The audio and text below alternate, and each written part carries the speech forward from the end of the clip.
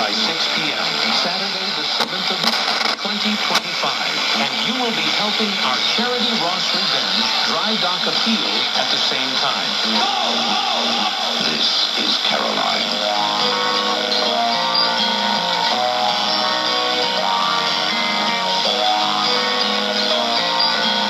Reflect the distribution of the American public from all 50 states.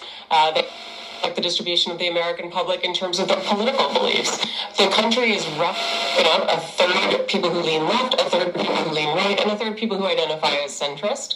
And that is the demographic of people who listen to us. So we recognize the perception, and I do believe we have a lot more to do to reach people who are perhaps not as affluent, people who don't live in major cities, and people who perhaps have not finished a college education. But nonetheless, we do have a pretty wide diversity of listeners who come to us for music, news, all of the things that we offer in terms of programming. It would be reductive just to focus on the political aspect of what it is that we report on.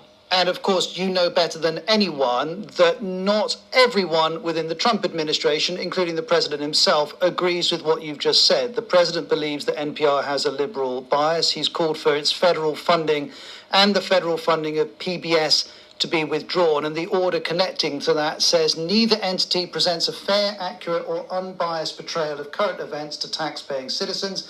The Corporation for Public Broadcasting, which is the body that distributes this federal money, he says, shall cancel existing direct funding to the maximum extent allowed by law and shall decline to provide future funding. What was your reaction when you heard that? Well, of course, we were anticipating that the president might take such an action. We were nonetheless disappointed. We feel as though that is counter to the spirit of the Public Broadcasting Act, which is the legislation under which we were created. That act back more than 50 years ago was intended to create a separation between government and public broadcasting in order to be able to maintain our independence.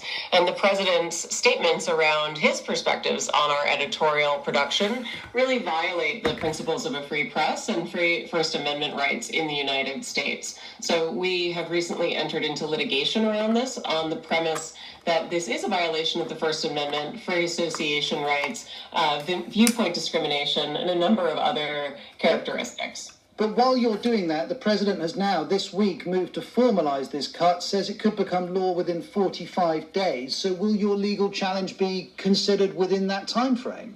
Well, that's a good question. We are moving quickly. We have requested that we seek the expedited relief, which is what many organizations who have recently filed suit or enjoined against the administration have also sought to do. It is, of course, up to Congress whether they take up this vote, and we do anticipate that they will in the next 45 days.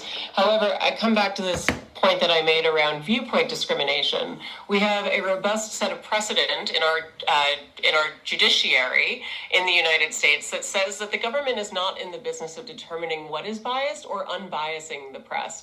And so we do feel as though from that standpoint, this is really about defending those First Amendment principles from which all of those conversations around funding flow. Well, we'll see how the legal process plays out. But as you say, there may be people who would argue it's not for the government to decide what is biased or what isn't biased. But there might be some people listening thinking, if I could... It's Wednesday afternoon next.